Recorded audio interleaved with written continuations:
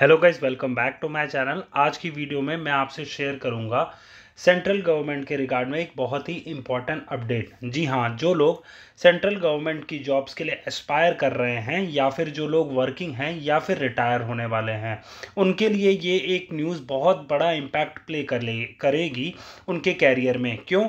क्योंकि हो सकता है आने वाले दिनों में आपका जो सेंट्रल गवर्नमेंट हेल्थ स्कीम है वो रिप्लेस हो जाए। वो रिप्लेस किससे होगी? वो होगी एक नई इंश्योरेंस स्कीम जो कि रिलीज़ की गई है सेंट्रल गवर्नमेंट के द्वारा। अब वो क्या है और क्या क्या उसके प्रोविजंस हैं हम जानेंगे आज की वीडियो में। तो मेरी आपसे रिक्वेस्ट है वीडियो पूरी देखना, और अगर आपको वीडियो इन्फॉर्मेटिव लगे या फिर आपको इस वीडियो के रिगार्ड में या फिर इस इंश्योरेंस स्कीम के रिगार्ड में कोई भी क्वेरी हो तो प्लीज़ कमेंट बॉक्स में ज़रूर पूछेगा।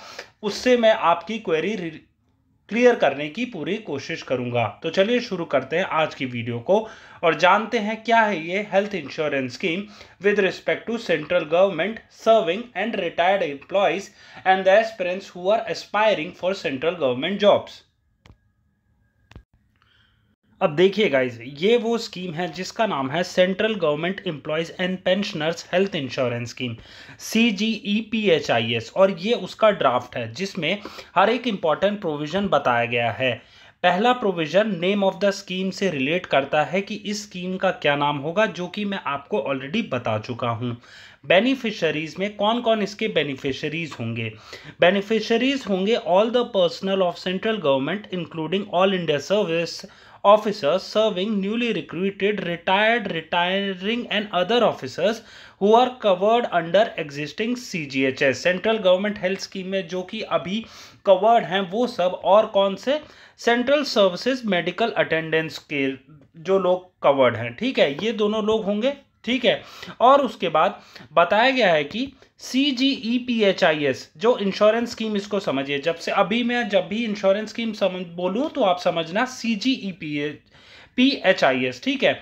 ये उनके लिए कंपलसरी रहेगा जो कि आने वाले दिनों में ज्वाइन करेंगे। कब? जब आपकी इंश्योरेंस स्कीम रिलीज होगी। मतलब सपोज आज जो है, सपोज 28 है, आपकी 27 है, वैसे 28 का डेट मान के चलते हैं। 28 अप्रैल को सपोज ये स्कीम इंप्लीमेंट हो जाती है और किसी बंदे ने 29 को ज्वाइन किया है, तो वो किस में कवर होगा? वो आपका होगा CGEPHIS, ठीक है, इस इंश्योरेंस स्कीम में कवर्ड होगा। नेक्स्ट है CGEPHIS shall be compulsory to new central government retirees who would be retiring। मतलब क्या है? सपोज कोई 29 तारीख को रिटायर होता है तो वो 30 तारीख से उसमें कवर हो जाएगा। क्यों? क्योंकि इस तारीख से इस स्कीम का इंट्रोडक्शन होगा। समझ आ गया गाइस? अभी तक मैं दो लोगों का बता चुका हूं, तीसरे लोगों का बताता हूं कि जो इस टाइम सर्विंग है उनका क्या होगा। देखिए, ये जो स्कीम है एग्जिस्टिंग सेंट्रल गवर्नमेंट एम्प्लॉयज के लिए वॉलंटरी बेसिस पे होगी। मतलब अगर वो चाहते हैं CGHS स्कीम के लिए तो वो और एक ऑप्शन देंगी उनके डिपार्टमेंट, तो वो ऑप्ट करेंगे CGHS स्कीम। और अगर वो चाहते हैं दोनों ही स्कीम्स, ठीक है, दोनों स्कीम्स का भी एक प्रोविजन है, इसमें उनको बताना पड़ेगा कि मुझे अपने डिपार्टमेंट को बताना पड़ेगा कि मुझे दोनों स्कीम्स चाहिए। और जो इंश्योरेंस पॉलिसी है ना, उसका प्रीमियम उनको एडिशनल देना पड़ेगा। जो लोग वर्किंग हैं उनको तो पता ही होगा कि CGHS का एक प्रीमियम जाता है 650 या 1000 रुपये, या अगर वो प्राइवेट के लिए हैं तो जो उनका 350 रुपये के करीब। लेकिन इसके अलावा उनको इंश्योरेंस पॉलिसी का अगर मेंबर बनना है तो इंश्योरेंस पॉलिसी के भी पैसे देने पड़ेंगे। ठीक है, समझ आ गया आपको कि अगर आप वर्किंग हैं तो आप दोनों के लिए ऑप्ट कर सकते हैं। और अगर कोई बंदा नया ज्वाइन करता है तो from the date of introduction of scheme उसके वही वाली इंश्योरेंस स्कीम एप्लीकेबल होगी। सेम विद रिटायरीज का है। और उसके बाद जो लोग ये मेडिकल अटेंडेंट वाले हैं उनके लिए भी ये एक वॉलंटरी बेसिस पे होगा, ठीक है, would be available on voluntary basis. मतलब वो चाहें तो सेंट्रल गवर्नमेंट में रह सकते हैं, मतलब CGHS में है नहीं तो वो चाहें तो आपका उसमें रह सकते हैं। आपका कौन सा? ये इंश्योरेंस स्कीम वाला है, ठीक है। उनको कंपलसरी नहीं किया जाएगा जो सर्विंग वाले हैं। लेकिन जो नए रिक्रूटीज हैं या फिर रिटायरीज हैं उनको 100% इंश्योरेंस स्कीम में आना पड़ेगा। अब उसके बाद देख लेते हैं टारगेट ग्रुप जो हो गया, इंश्योरेंस कवरेज में क्या क्या होगा। देखिए, इन पेशेंट बेनिफिट्स मिलेंगे आपको इम्पैनल हॉस्पिटल में जो कि कंट्री के अंदर है, जिससे आपका इलनेस और डिजीज अगर कुछ ऐसा होता है तो आपको उसका इंश्योरेंस कवरेज मिलेगा। और एक और चीज मैं बताना भूल गया, इससे कितने लोगों को बेनिफिट होगा, ये 17 लाख जो कि सर्विंग सेंट्रल गवर्नमेंट के हैं, 7 लाख पेंशनर्स हैं, उनका इससे बेनिफिट होगा। अब क्या क्या चीजें इसमें मिलेंगी आपको, कवरेज मिलेगा प्री एग्जिस्टिंग डिजीजेस का। मतलब क्या है कि ये नहीं कि आज से अगर ये सपोज इंप्लीमेंट होती है स्कीम तो अगर आपको 10 दिन पहले से कोई डिजीज हुआ तो वो कवर नहीं करेगा, वो भी कवर करेगा, ठीक है। और उसके बाद pre and post hospitalisation benefits भी मिलेंगे आपको, डोमिसिलियरी हॉस्पिटलाइजेशन, और उसके बाद आपको क्या मिलेगा, day care procedures. Day care procedures कौन से होते हैं, आई सर्जरी, लिथोथेरेपी, ये सब जो अपने स्क्रीन पे आप देख ही रहे होंगे। गाइज एक चीज इस स्कीम की जो सबसे इंपॉर्टेंट चीज है जो मैं बताऊं आपको, इससे पहले आपको बता देता हूं कि जो मैटरनिटी बेनिफिट्स हैं, न्यू बॉर्न बेनिफिट्स हैं, ये सब मिलेंगे। लेकिन इस स्कीम का जो कि सबसे बड़ा मुझे कौन लगा या फिर एक बहुत बड़ा चीज है, इसमें ना 5 लाख की लिमिट है। जी हाँ, 5 लाख की लिमिट है कि पूरी फैमिली के लिए। ये देखिए मैं बता देता हूं, The scheme shall provide coverage for meeting all expenses relating to hospitalization of beneficiary members up to ₹5 lakh per family per year। मतलब क्या है, सपोज एक फैमिली में 6 लोग हैं तो इसका मतलब ये नहीं है कि 6 लोग पे हर एक पे 5-5 लाख रुपए, नहीं, पूरी फैमिली पे अगर सपोज अगर 6 लोग हैं और एक ही बंदे से 4.5 लाख रुपए लग गए एक साल में, तो उसके बाद 50,000 रुपए जो है नेक्स्ट मेंबर के पास बचेंगे, नेक्स्ट रेस्ट 5 मेंबर्स के पास बचेंगे कि उसमें से इस्तेमाल किया जाए। लेकिन इसके बाद भी गवर्नमेंट ने एक प्रोविजन दिया है जो कि है बफर या फिर कॉर्पोरेट सम एश्योर्ड। मतलब क्या है कि 25 करोड़ का एक सम एश्योर्ड मिला जाएगा एडिशनल उस 5 करोड़ के अलावा भी, लेकिन वो इंश्योरर जो होगा उसके पास होगा, और वो तभी रिलीज करेगा जब नोडल एजेंसी से अप्रूवल आ जाएगा। समझ गए आप, 5 लाख का तो कोई XYZ फैमिली है उसको है ही, लेकिन अगर इसके अलावा भी सपोज 7 लाख रख गए तो वो जो एडिशनल 2 लाख रुपए हैं वो पहले इंश्योरेंस पे के पास फाइल जाएगी, नोडल एजेंसी उसका अप्रूवल देगी, तब जाके वो रेस्ट 2 लाख रुपीस मिलेंगे या फिर आपको उसमें कवर होगा, ठीक है। अब पेमेंट ऑफ प्रीमियम का इसमें कोशिश की गई है कम से कम रखी जाएगी 3 से 5 साल तक, हो सके तो मतलब वो वाली चीज होगी कि ज्यादा इफेक्ट ना पड़े या फिर ज्यादा प्रीमियम ना आए।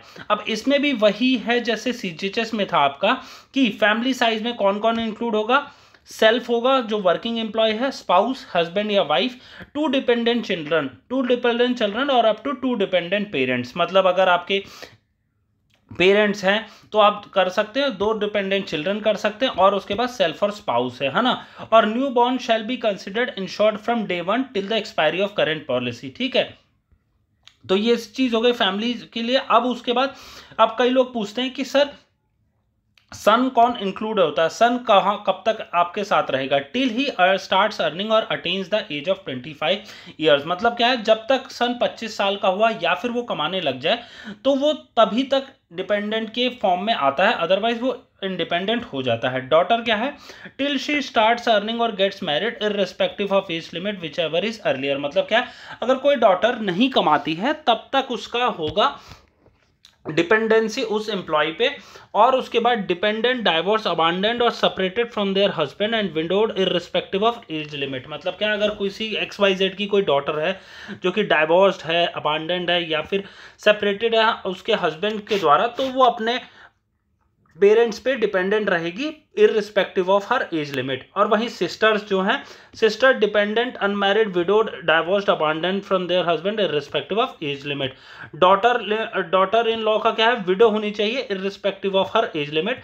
Brothers up to the age of becoming a major. अब मेजर की डेफिनेशन आपको पता ही है। और डिपेंडेंट पेरेंट्स क्या है, डिपेंडेंट पेरेंट्स के लिए क्या है कि if monthly income from all the sources of income is less than 3500 per month plus dearness allowance of the family member, then the following employee would be entitled as treated as dependent। मतलब समझ गए कि 3500 plus dearness allowance अगर किसी भी parent का है तो वो एज फैमिली मेंबर डिपेंडेंट कहलाया जा सकता है, ठीक है गाइज, ये चीजें क्लियर हो गई। अब इसके बाद इंश्योरेंस का जो प्रीमियम है ना, वो अभी तक इस ड्राफ्ट में नहीं बताया गया है। जैसे ही इंश्योरेंस का प्रीमियम आपका गवर्नमेंट शेयर करेगी, मैं आपसे शेयर कर दूंगा। इसके अलावा भी अगर आपकी कोई डाउट है, कोई क्वेश्चन है इस स्कीम के रिगार्ड में, आप जरूर पूछिए, मैं आपको इन डेप्थ में। और एक चीज और है, खत्म करने से पहले मैं एक और चीज बता देता हूं, इसमें भी ना आपका प्राइवेट वार्ड, जैसे सीजीएचएस में है प्राइवेट वार्ड्स, आपका सेमी प्राइवेट और जनरल वार्ड, इसमें भी डिस्टिंक्शन दिया गया है। ये अभी देखिए आपकी स्क्रीन पे ये रहा, entitlements for various type of wards. अगर आपकी पेड रॉन या फिर इन पे बैंड या बेसिक पेंशन इसके रिगार्ड में है तो आप जनरल वार्ड में होंगे, 13,950 जनरल वार्ड, और 13,960 से आपका 19,530 सेमी प्राइवेट वार्ड, और 19,540 से अबव के लिए प्राइवेट वार्ड है। ठीक है, अब प्राइवेट वार्ड की डेफिनेशन दी गई है और बाकी चीजें अब आगे बताई गई हैं कि क्या कौन से लोग इसमें हॉस्पिटल्स कैसे कैसे अप्लाई कर सकते हैं। और एक चीज जो कि इंपॉर्टेंट है, मैं आपको बता देता हूं कि ये कैशलेस स्कीम है, समझिए। इसमें आपको पैसे अपफ्रंट नहीं देने पड़ेंगे, आपके पास एक स्मार्ट कार्ड बनेगा और उसी में आपकी सारी डिटेल्स होंगी। आप इम्पैनल्ड हॉस्पिटल में जाएंगे और वहीं से आप अपनी सारे पेमेंट या फिर ट्रीटमेंट करा सकते हैं उस स्मार्ट कार्ड के बेसिस पे। ठीक है, कैशलेस है, ये चीज याद रखना। ये चीज बहुत लोग पूछ रहे थे कि कैशलेस है नहीं, तो डेफिनेटली कैशलेस है, but up to the limit of ₹5 lakh only. ठीक है, तो और इसके बाद अगर एक्स्ट्रा है तो वो कॉर्पस में से 25 करोड़, लेकिन वो 25 करोड़ जो है ना, वो इंश्योरेंस के पूरे इंश्योरेंस वाला जो है उसके पास होगा। ये नहीं कि आपका वो है, वो सबका, जितने भी एम्प्लॉयज है उन सबका है, और उसकी नोडल एजेंसी से अप्रूवल आएगा, तभी आप उसको गवर्नमेंट या फिर इंश्योरेंस वाला आपको रिम्बर्स करेगा और आप उसका यूटिलाइजेशन हो पाएगा। ठीक है गाइस, ये ड्राफ्ट में जितना मुझे समझ आया मैंने आपको एक्सप्लेन किया। अगर इसके अलावा भी कोई डाउट आता है तो कमेंट बॉक्स में जरूर पूछिए, मैं आपकी क्वेरी रिजॉल्व करने की पूरी कोशिश करूंगा। ये था आज का मेरी तरफ से video. Thank you for watching.